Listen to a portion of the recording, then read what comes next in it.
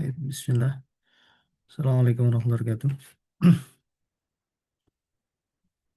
Alhamdulillah, hamdan nastaghfiruh wa na'udzu billahi min syururi anfusina wa min sayyiati a'malina.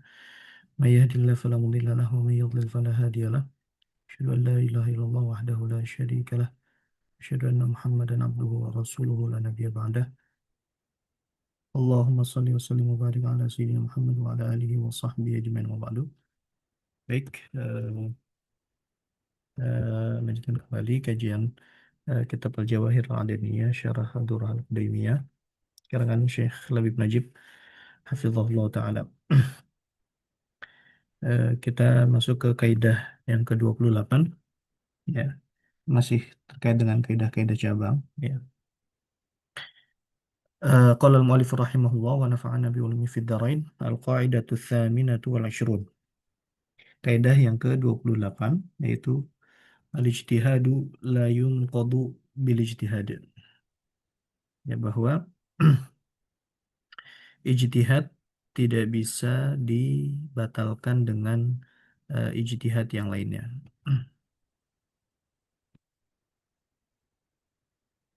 Baik, mana al-qaidah? Ya, dari kata arti dari kaidah ini, ya, kata al-ijtihad itu merupakan masdaru ijtahada, ya, masdar daripada fiil atau kata kerja ijtahada yajtahidu, yaitu idza badzala wus'ahu wa taqatahu fi talabi amrin ma. Secara bahasa artinya adalah orang yang me- berusaha, ya, mengeluarkan segala usahanya, ya, kemampuannya untuk mencapai atau menggapai atau mencari sesuatu perkara, ya. Nah, jadi kalau kalau bahasa sekarangnya mungkin atau bahasa Inggrisnya effort, ya. Jadi kalau misalkan dia sudah effort, ya, nah itu dia sudah berusaha dan ini itu namanya bisa dikatakan ijtihad, ya. Ijtihad idza badzala wus'ahu, dia mengeluarkan segala kemampuannya, wus'ahu wa taqatahu, ya, fi talabi amrin ma, dalam mencari suatu perkara. Nah, wa indal usuliyin, dan kalau dalam istilah ahli usul fikih maksudnya istifragul faqihi al-wus'a li tahsili dhannin bi hukmin, ya, yaitu seorang faqih yang dia mengeluarkan usahanya, ya, kemampuannya, ya, jadi dia berusaha li tahsili dhannin bi hukmin untuk dia bisa mendapatkan hukum dari satu perbuatan, ya. Kenapa di sini menggunakan kata dhon, ya? Karena yang namanya ijtihad ini kan dia eh, apa namanya merupakan pandangan, ya, pandangan terhadap agama gitu kan, pandangan terhadap hukum agama. Nah, pandangan ini, ya, eh, apakah dia sesuai atau tidak dengan hakikat syariat, ya. Nah, ini itu tidak bisa diyakini 100%. Nah, makanya ulama hanya bisa eh, bisa sampai pada hanya bisa sampai pada derajat dhon, yaitu prasangka yang kuat, ya, prasangka yang kuat berdasarkan dalil-dalil yang mereka tempuh gitu kan. Adapun sampai pada derajat yakin, nah ini eh, apa tergantung dari dalil itu sendiri. Kalau dalilnya yakin, ya tentu hukumnya juga yakin. Tapi kalau misalkan dalilnya dhanni, ya maka produk hukumnya pun juga dhanni, ya. Nah, siapa yang bisa melakukan ijtihad ini? Maka di sini disebutkan yaitu al-faqih, ya. Itu seorang yang ahli fikih, ya, ahli fikih. Ahli fikih. Makanya kalau dalam usul fikih itu seseorang, ya, atau mukallaf seorang yang dibebani syariat itu dia ada dua, ada muqallid, ya, ya, ada muqallid ada mujtahid. Ya, muqallid adalah orang yang mengikuti seseorang dalam praktek beragama ya. Jadi dia tidak menghasilkan suatu produk hukum langsung dari dalil ya. Dia sudah menikmati langsung produk hukumnya ya. Itu namanya muqallid. Adapun mujtahid dia eh, yang menggali ya dalil untuk bisa mendapatkan hukum gitu. Ya, jadi mendalami hukum langsung pada dalil. Sedangkan mukallid itu dia tidak langsung pada dalil, tapi dia melalui perantara siapa? Mujtahid. Nah, gitu. Ya. Makanya sebenarnya ada sebagian kalangan itu dia menolak yang namanya taklid. Kita langsung eh, bersandar kepada Al-Quran dan As-Sunnah atau langsung pada dalil saja. Ya, padahal dalil itu sendiri di sini ternyata dia memiliki banyak interpretasi ya. Eh, Ulama A memahami ini, ulama B memahami ini dan ulama-ulama tadi memang secara kapasitas mumpuni. Ya, secara kapasitas mumpuni. Sedangkan dia, nah dia misalkan mengikuti ulama A yang memahami dalil A seperti ini misalkan. Ya berarti dia bukan apa sih namanya posisi dia itu walaupun dia mengklaim dirinya mengikuti Al-Quran dan As-Sunnah, tapi pada hakikatnya dia juga tetap dianggap muqallid, ya, bukan mujtahid. Karena derajat mujtahid itu ini memang derajat yang cukup tinggi gitu kan, ya derajat yang cukup tinggi. Karena dia bagaimana dia memahami hukum tanpa adanya perantara si mujtahid gitu. Tanpa adanya perantara ulama, dia langsung memahami dalil langsung secara langsung berdasarkan piranti-piranti yang dia miliki. Nah, bagaimana dia tidak memiliki alat-alat atau piranti-piranti ini, tapi dia langsung mengklaim bahwa dia memahami dari Al-Quran dan As-Sunnah langsung. Padahal klaimnya dia ini, dia memahami produk hukum, ya, walaupun memang produk hukum ini dari dalil, ya, tapi dia berdasarkan pemahamannya ulama A misalkan, ya.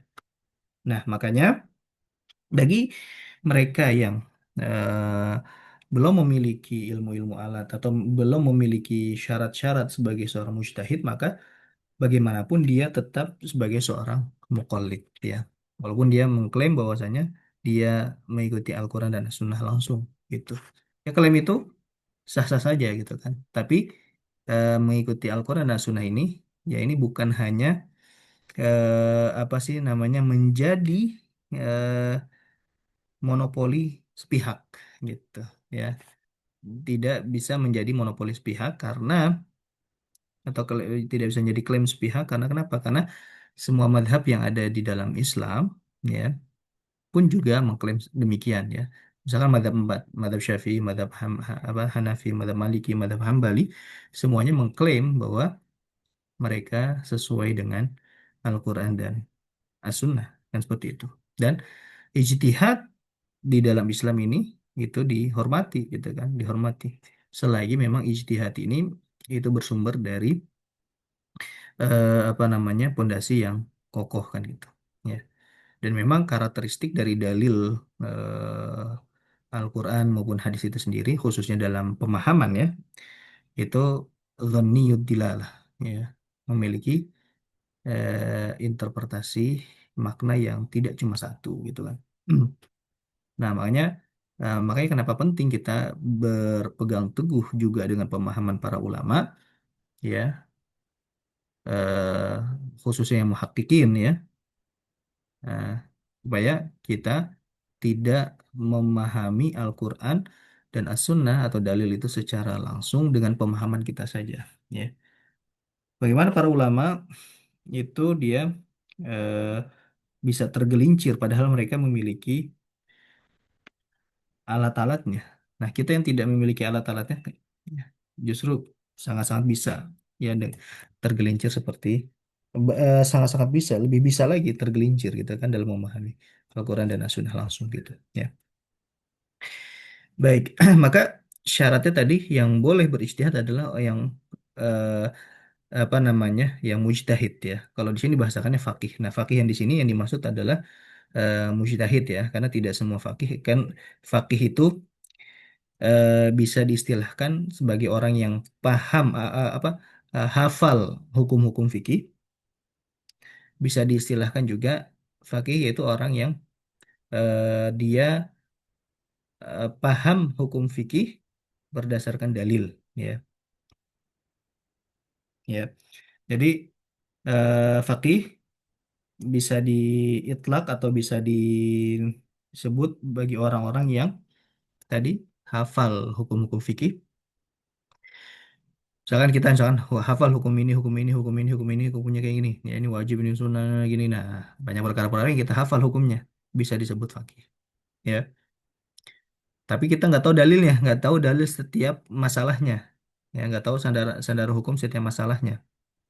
Ya, dan kita cenderung taklid misalkan ke mazhab tertentu, ya, atau pemahaman ulama tertentu. Itu bisa juga disebut fakih. Nah, bisa juga disebut fakih yaitu orang yang memahami hukum langsung daripada dalil, yaitu mujtahid maksudnya, ya. Baik. Nah, ijtihad ini dia kan effort untuk memahami hukum dari dalil, ya. Nah, tentu di sini sifatnya tadi apa? Zonni, ya. Zonni atau apa sih kalau zonni kita bahasakannya, ya tadi memiliki apa, interpretasi makna, multitafsir atau tidak pasti ya, pemahaman yang tidak pasti kebenarannya, tapi kemungkinan besar benar kan gitu ya. Nah, ijtihad, maka di sini ijtihad tidak bisa dibatalkan dengan ijtihad ya.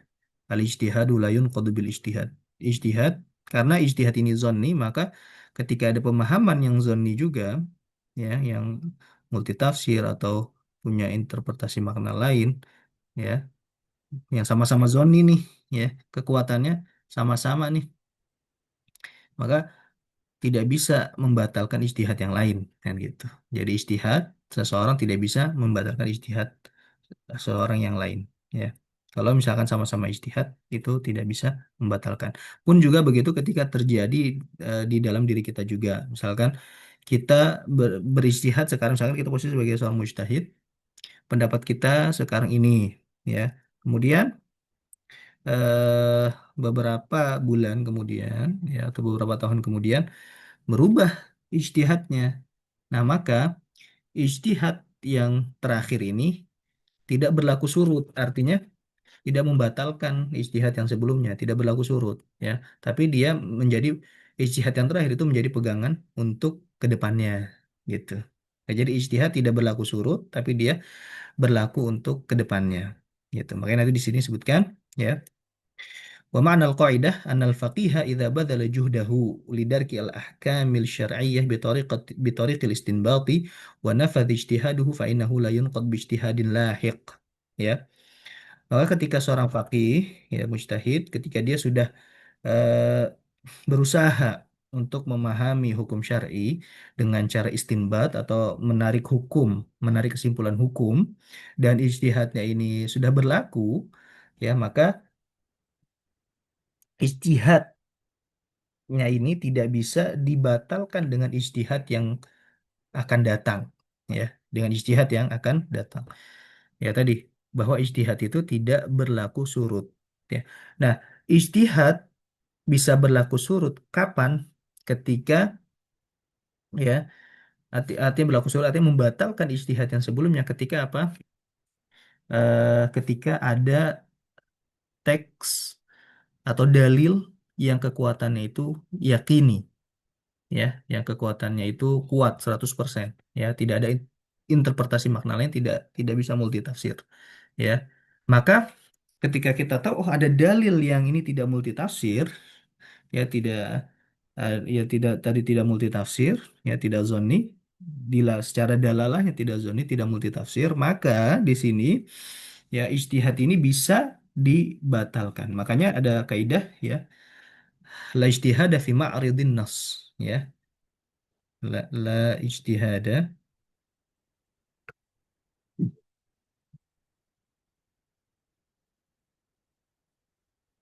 Nah, jadi tidak ada ijtihad ketika ada nas. Nas di sini bukan teks dalil. Nas di sini adalah dalil yang tidak multitafsir. Dalil yang tidak multitafsir, ya.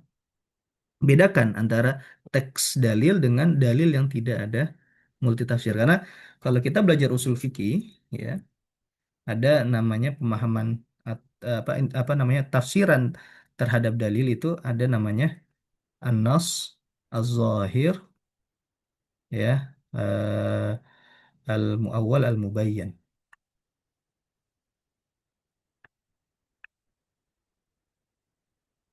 An-nas itu adalah teks atau dalil yang tidak memiliki interpretasi makna kecuali satu, ya, atau tidak multitafsir. Az-zahir dia multitafsir tapi tafsiran sebagian tafsiran itu rojih, kuat, ya. Kuat, ya, bukan bukan pasti benar, tapi kuat, ya. Itu namanya zahir. Muawwal eh, ada muawwal, mubayyan, ada mujmal, afwan, bukan ada mujmal dulu, ya. Nah, mujmal, apa itu mujmal? Mujmal itu yang dia multitafsir tapi tidak tapi setara nih, tafsiran-tafsirannya ini secara kekuatan setara gitu kan. Nah, kalau tadi yang ada tafsirannya kuat itu namanya zahir, kalau tafsirannya lemah ini namanya muawwal, takwil dia, ya. Kemudian ada mubayyan yang tadinya mujmal, kemudian apa namanya ditafsirkan, oh ternyata yang kuat itu tafsirannya ini. Nah, itu namanya mubayyan, ya. Tapi ala kulli hal, ya. Jadi kaidahnya la ijtihada fi ma'ridin nas, kalau misalkan memang ada teks atau ada dalil yang tidak multitafsir, benar-benar tidak multitafsir, maka ijtihad tidak berlaku di situ. Nah, tapi kalau misalkan dalilnya itu zohir, muawwal, mujmal, mubayyan, nah ini di sini ijtihad masih bisa bermain di situ. Ijtihad tidak bisa dibatalkan, ya. Tidak bisa dibatalkan, ya. Selagi klasifikasi teksnya atau dalilnya masih bukan nas, ya, tapi zohir, muawwal, mubayyan, atau mujmal. Nah, kalau dalam konteks misalkan kita pribadi, ya, misalkan kita, hmm,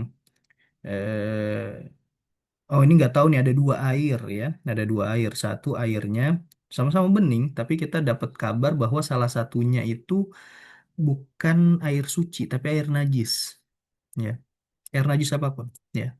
Kemudian kita berijtihad dengan tanda-tandanya segala macam, oh kita memilih air A, gitu kan. eh Kemudian di kemudian hari kita ternyata berbeda nih, berubah ijtihad kita. Ternyata kita pakai air B, ya, ijtihadnya berubah menjadi air B untuk melakukan bersuci. Nah, apakah sholat kita yang sebelumnya dengan ijtihad pakai air A itu harus dikodok lagi? Nggak perlu tadi, karena yang sebelumnya ini pakai ijtihad dan yang setelahnya juga pakai ijtihad, ya. Maka kaidahnya ijtihad itu tidak berlaku surut. Ya, kalau masing-masing sama-sama ijtihad tidak berlaku surut, tidak membatalkan ijtihad sebelumnya. Ya.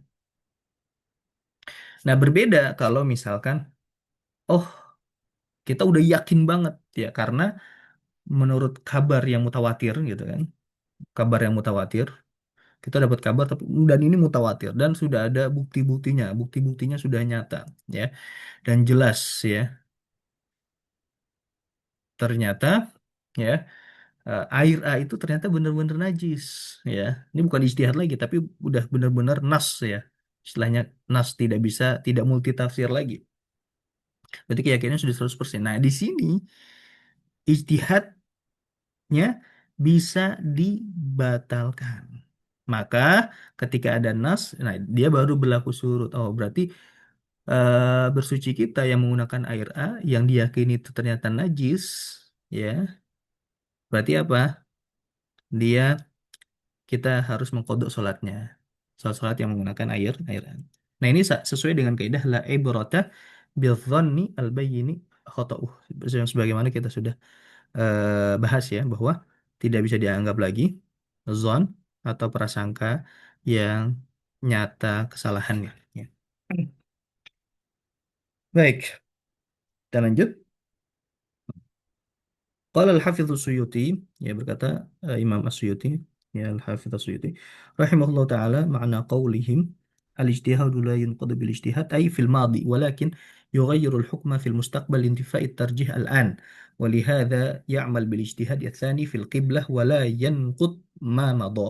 Nah, kata Imam Masyuti apa? Bahwa ijtihad tidak bisa membatalkan ijtihad itu untuk yang lampau. Jadi ijtihad yang lampau tidak bisa dibatalkan dengan ijtihad yang eh, akan datang. Akan tetapi apa? Walakin yughayyirul hukma fil mustaqbal. Tapi ijtihad ini dia mengubah hukum yang untuk di masa yang akan datang. Ya, karena kenapa? Karena tidak adanya penguat dari salah satunya. Ya, untuk yang sekarang memang yang kuat adalah ijtihad yang sekarang. Ya, tapi tidak bisa karena posisinya sama nih ya, ijtihad sama ijtihad sama, maka ijtihad yang kedua ini tidak bisa membatalkan ijtihad yang pertama gitu ya. Makanya walihada ya'mal bil ijtihad tsani. Oleh sebab itu maka dia mengambil ya mengamalkan ijtihad yang kedua misalkan dalam perkara kiblah ya, tapi dia tidak bisa membatalkan ijtihad yang pertama. Misalkan gini, kita mau sholat, kita nggak tahu arah kiblatnya kemana. Ya kita berusaha ijtihad kan, ya dengan tanda-tanda alam segala macam. Oke, ternyata ke arah ini gitu kan. Nah, kemudian di kemudian hari ijtihad dia berubah. Oh, kayaknya salah deh perkiraan kita yang sebelumnya. Kayaknya ke sini nih, gitu kan. Dia udah melakukan ijtihad. Ya, tentu kalau dalam perkara kiblat itu ada ijtihadnya itu ada sendiri ya, bagaimana tata caranya ya. Bagaimana tata caranya itu ada sendiri. Ya kalau di pesantren-pesantren tradisional itu dipelajari gitu ya, yang namanya ilmu falak ya, bukan hanya untuk apa namanya mengetahui waktu sholat, tapi juga bisa juga untuk memperkirakan kiblat ya. Kayak pakai alat-alat sederhana, tapi masya Allah itu ilmunya sangat-sangat bermanfaat dan apa kalau di kitab fikih itu memang detail itu dibahas ya. Tapi memang kalau tidak praktek sulit kita memahaminya. Ya, dan itu kurang dilestarikan karena alhamdulillah ya kita juga bertaklid sebenarnya dengan orang yang lebih paham itu. Makanya orang yang bikin aplikasi, bikin alhamdulillah sekarang udah ada aplikasi ya. Ya, udah ada Kompas gitu kan. Dan kita bertaklid kepada yang membuat Kompas kan gitu ya. Itu kita taklid loh ya. Dalam hal ibadah itu kita taklid kepada mereka-mereka gitu. Ya.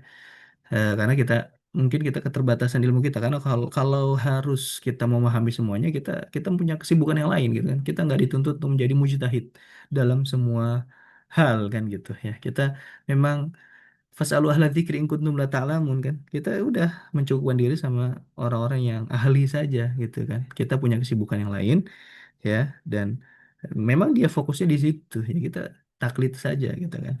Taklid saja, tidak perlu berijtihad di situ.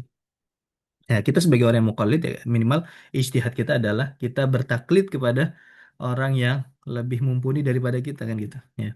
Misalkan kita udah pakai alat gitu kan, pakai HP, pakai ini. Oh ternyata error gitu ya alatnya ya atau aplikasinya error. Ternyata ke sini lah itu kan berarti ijtihadnya berubah gitu ya. Atau misalkan tadi ya pakai cara yang konvensional yang menggunakan tanda-tanda alam ya. Kemudian oh ternyata tanda-tandanya berubah atau misalkan ijtihadnya berubah. Nah, maka selagi itu masih tataran ijtihad, maka ijtihad yang kedua tadi tidak membatalkan ijtihad yang pertama. Nah, beda cerita kalau misalkan oh yakin, oh saya yakin nih. Ternyata yang pertama tadi itu salah, ya, benar-benar yakin ini salah, gitu kan, 100% salah, maka dia wajib mengkodok sholat yang dilakukan dengan ijtihad yang sebelumnya yang salah tadi, ya. Tapi kalau masih sama-sama ijtihad, maka dia tidak perlu mengkodoknya, ya, tidak perlu mengkodoknya. Baik, dalilnya adalah al-ijma, ya, ijma, kesepakatan para ulama alal amal bimadmunil qaidah, ya, bahwa para ulama sepakat untuk mengamalkan kaidah ini, ya, yaitu kata Imam Suyuti al aslu fi dzalika ijma'us sahabah radhiyallahu taala anhum taqalahu Ibnu Sabbagh, yaitu ijma'nya para sahabat yang dinukil oleh Ibnu Sabbagh. Baik, aplikasi dari kaidah ini, contoh misalkan yang pertama, law ishtabaha ala syakhsin ma'un tahirun binajisin fajtahada wa tatahhara bima dhanna taharatahu thumma arada tatahhur thaniyatan wa taghayyara ijtihaduhu lam ya'mal bi dhannihi tsani li alla yantaqid ijtihadun bijtihad, ya. Nah, kalau misalkan ini tadi yang sudah kita sebutkan, ya, kalau misalkan dia bingung, ada dua air, satunya air suci, satunya air najis, kemudian dia ijtihad dan memilih salah satunya untuk dia bersuci, ya. Nah, kemudian dia mau bersuci lagi nih, yang kedua kalinya. Nah, apa namanya? Kemudian berubah ijtihadnya, ya, berubah ijtihadnya, wa taghayyar ijtihaduhu lam ya'mal bi dhannihi tsani li alla yantaqid ijtihadun bijtihad. eh Kalau di sini, ya, dia tidak boleh mengamalkan dengan ijtihad yang kedua karena supaya ijtihad yang pertama tidak berbenturan dengan ijtihad yang kedua, ya. Nah,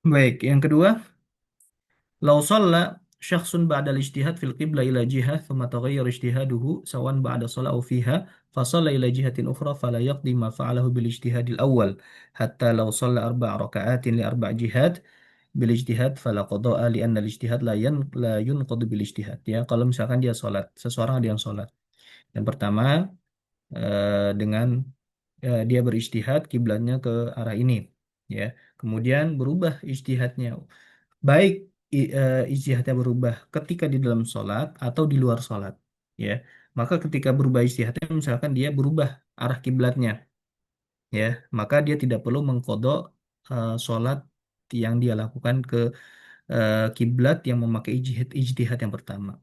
Jadi misalkan di dalam sholat dia misalkan rokaat pertama ke arah timur, rokaat kedua ke arah barat, rokaat ketiga ke arah utara, rokaat ke empat ke arah selatan, berubah-ubah terus, ya.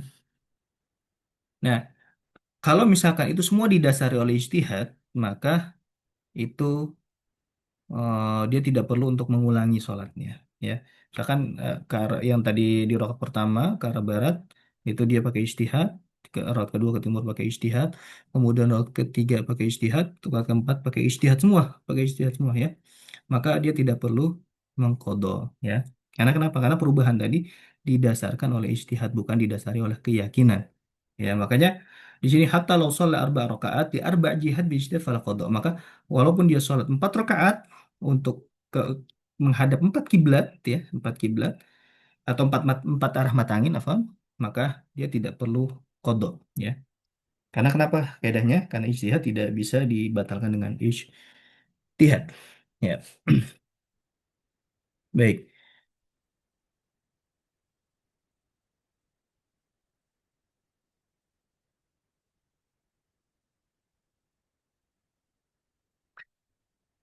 Kemudian law hakama qadin bi'adami iqamatil had fi syurbin nabidh aw aqsihi lam yanqut hukmahu li anna al-ijtihad la yunqadu bimithlih.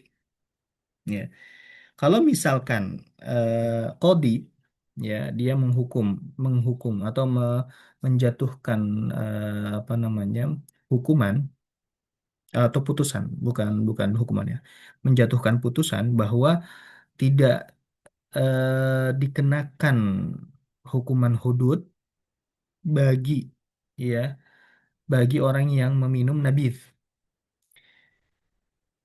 Apa itu nabith? Nabith itu adalah minuman beralkohol tapi bukan dari apa eh, apa fermentasi anggur atau kurma. Sekarang dari fermentasi apel, fermentasi tape yang sudah beralkohol ya. Karena ada tape yang belum sampai beralkohol gitu ya. Tapi yang sudah beralkohol, nah itu kan jadi haram. Nah itu termasuk nabith ya. Nah, jumhur ulama, jumhur ulama mengatakan eh, nabith ya, fermentasi alkohol ya, non anggur dan non kurma tetap dihukumi haram. Sedikit haram, banyak apalagi gitu kan. Sedangkan ulama Hanafiyah, kalau khusus nabith ini sedikit itu tidak haram ya. Sedangkan kalau banyak itu baru haram ya. Karena bagi mereka itu nabith itu boleh asalkan tidak sampai mabuk kan gitu. Ya. Nah, maka ketika ada yang minum nabith ya, kemudian tidak dijatuhi hukuman had ya atau dicambuk ya, maka putusan hakim ini itu tidak bisa dibatalkan ya.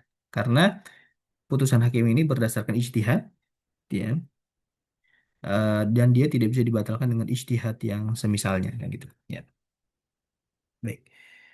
Yang kelima, tapi itu putusan hakim ya. Artinya kalau putusan hakimnya memutuskan untuk dihukumi cambuk ya, maka tidak bisa dibatalkan putusannya dengan ijtihad ulama yang lain gitu. Atau ijtihad qadhi yang datang setelahnya gitu ya. Kenapa? Karena ijtihad tidak bisa dihukumi tidak bisa di apa namanya? Tidak bisa dibatalkan dengan ijtihad yang lain yang semisalnya. لو شهد فاسق عند القاضي فرد شهادته لفسقه ونفذ حكم القاضي ثم تاب الفاسق وعاد تلك الشهادة لم تقبل شهادة في تلك القضية لأن الحكم بها بعد التوبة اجتهاد ينقض اجتهاد السابق. Ya. Eh, Kalau misalkan ada seorang fasik dia apa namanya bersaksi ya di hadapan hakim. Kemudian hakim ini menolak persaksiannya karena dia fasik ya. Dan keputusan hakim ini apa? Keputusan hakim ini di apa sudah berjalan gitu kan. Nah, kemudian tabal fasik. Kemudian si orang fasik ini dia bertaubat ya. Kemudian bertaubat. Kemudian dia mengulang kesaksiannya, maka lam tuqbal syahadatu fitil qadiyah. Maka khusus dalam kasus ini persaksiannya itu tidak diterima. Jadi misalkan gini, si fasik ini dia belum bertaubat, kemudian dia bersaksi di hadapan hakim. Nah, kemudian persaksian si saksi yang fasik ini tidak terima karena dia fasik kan. Nah, karena dia fasik, nah tapi tiba-tiba, oh persaksian saya ditolak karena saya fasik, karena saya melakukan dosa besar ini. Kemudian dia bertobat, ya. Kemudian dia bertobat, kemudian dia datang lagi ke depan ke hadapan apa hakim dan mengulang persaksiannya. Nah, apakah bisa diterima persaksiannya? Nah, di sini dikatakan tidak diterima. Kenapa? Karena putusannya si hakim ini sudah sudah sudah ingkrah lah kalau bahasa sekarang ya. Sudah ingkrah. Ya, putusannya sudah ingkrah. Nah, maka karena putusannya sudah ingkrah tidak bisa dibatalkan ya, karena tidak bisa dibatalkan. Tidak bisa dibatalkan akibat misalkan persaksiannya diterima gara-gara dia sudah taubat ya. Karena ini putusannya sudah ingkrah ya. Karena kalau misalkan putusan ini dibatalkan karena persaksian karena kesaksian diterima artinya ijtihadnya ini membatalkan ijtihad, ya. Karena jadi bertolak belakang dengan kaidah ini, ya. Ya. Dan al-hukma biha ba'da taubah ijtihadun yanqudul ijtihad. Karena ketika ketika si hakim ini dia apa membatalkan keputusan yang sudah ingkrah, berarti kan dia membatalkan putusan itu dengan ijtihad, ya. Membatalkan hukum itu dengan ijtihad. Kok bisa? Karena kan si fasik ini belum tentu, walaupun dia sudah tobat, belum tentu dia jujur gitu loh. Nah, kejujurannya ini kan masih dipertanyakan. Nah, kejujurannya kan masih dipertanyakan kan. Nah, sedangkan eh, kenapa bisa diterima ketika dia bukan fasik? Ya itu karena melihat apa aspek zohirnya saja. Orang yang tidak fasik kenapa syahadatnya diterima? Ya karena melihat aspek zohirnya saja. Aspek batinnya kan kita nggak tahu apakah dia jujur atau enggak gitu kan. Nah, kita hanya melihat aspek aspek zohirnya, dan aspek zohir ini ya ijtihad itu sendiri.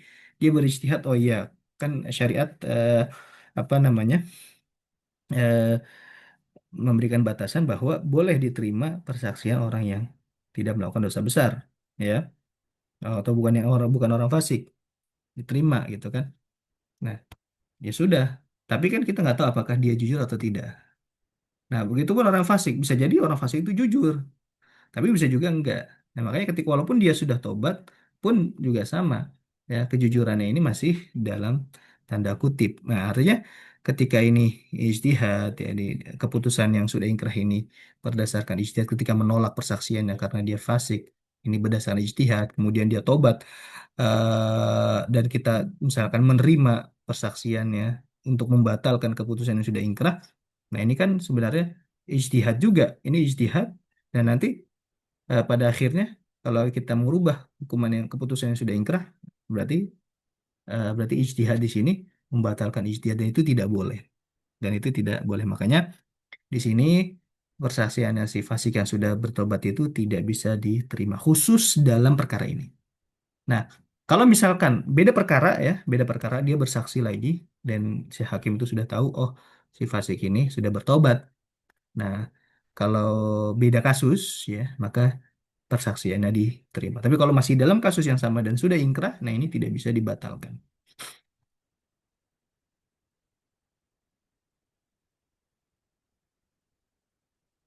Nah, ini, ya, tadi saya sudah singgung di awal bahwa ijtihad itu tidak bisa kalau misalkan ada dalil yang tidak multitafsir, ya. Maka di sini disebutkan yunqadu hukmul qadi idza khalafa ayatan qat'iyyat dalalah atau haditsan qat'iyyat thubut wad dalalah atau ijma'an qat'iyyan atau qiyasan jaliyan, ya. Di apa namanya?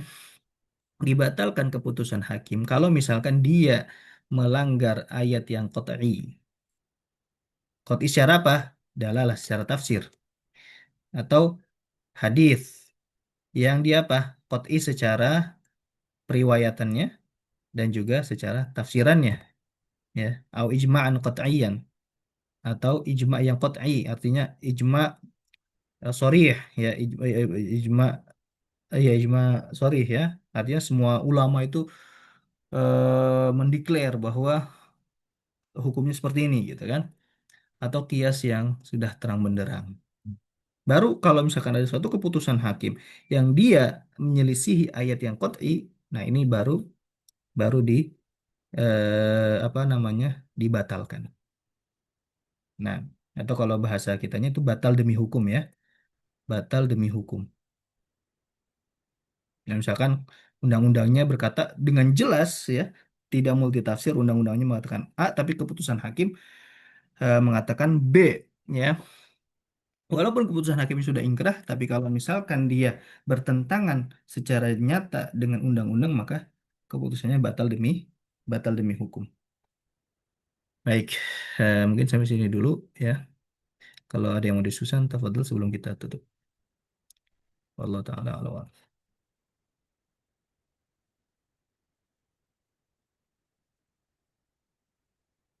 Baik. Kita cukupkan dulu ya sampai sini dulu. Kita akhiri dengan baca hamdalah dan majelis. Dalam alamnya subhanallahi wa bihamdihi. Assalamualaikum warahmatullahi wabarakatuh. Waalaikumsalam warahmatullahi wabarakatuh. Jazakallah.